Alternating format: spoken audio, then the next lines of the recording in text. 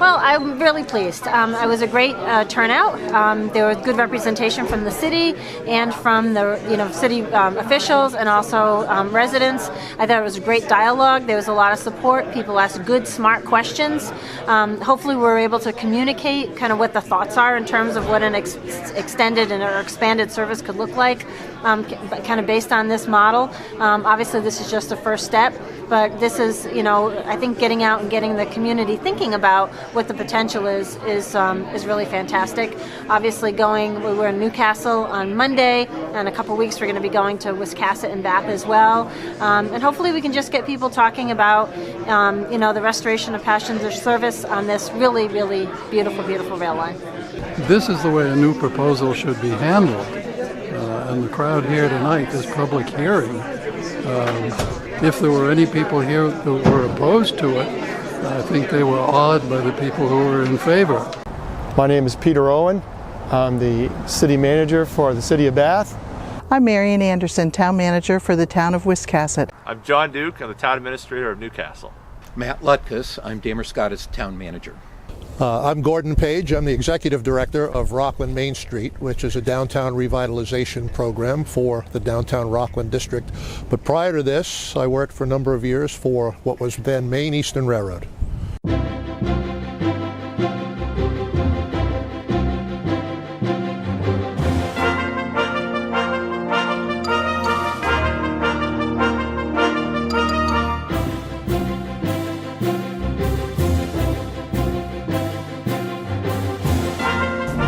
We're very excited, really excited actually, about the prospect of the Downeaster coming to Bath.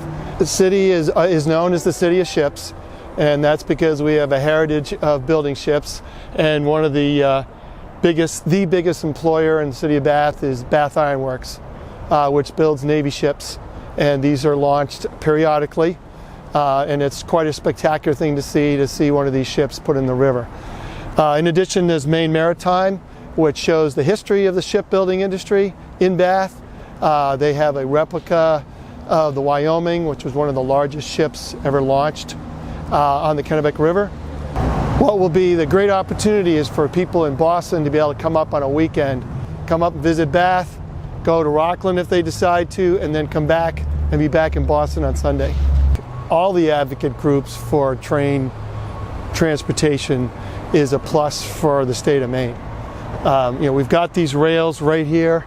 We've got a train station that was built years ago, was renovated about 6 years ago. It's ready to be used. We're excited about the opportunity to see it filled.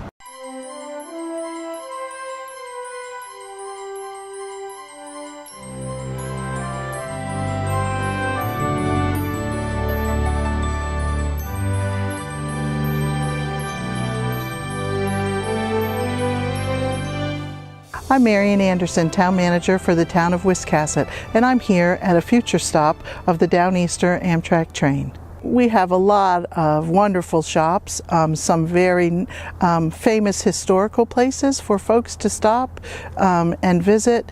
We have a History in the Streets program and many wonderful restaurants, including Red's Eats, which is famous.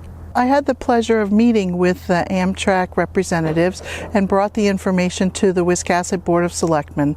We are excited to explore the opportunity to bring more visitors to our community. The Chamber of Commerce is excited. They have invited the representatives to come and meet with their group.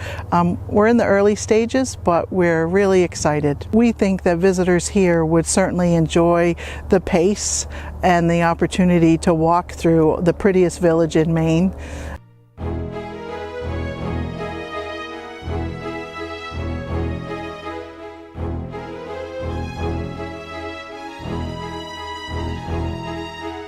We are just overjoyed. It was such a surprise to be able to learn that that was an opportunity.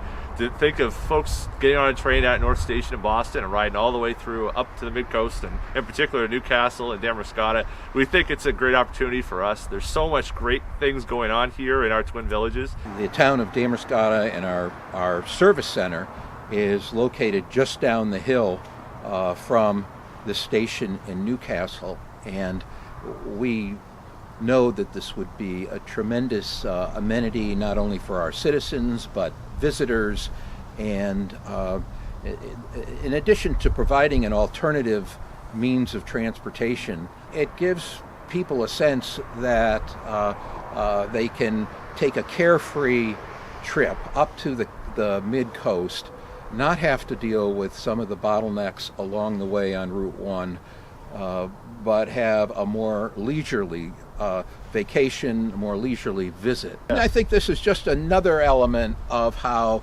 Newcastle and Damariscotta have worked together on a variety of fronts. It makes sense for this level of cooperation to continue with this prospect for a better transportation system to our two towns. There are opportunities down those peninsulas, down to Pemaquid, down to Boothbay. I mean, it's really a jumping off point. If you want a very short trip, you can stay local, but if you're looking for a longer excursion, a longer time to really enjoy all of Lincoln County, you can do that here. Right. And that's really a really exciting part of this, where you can go as far as you want to really get to see the charm of Mid-Coast Maine.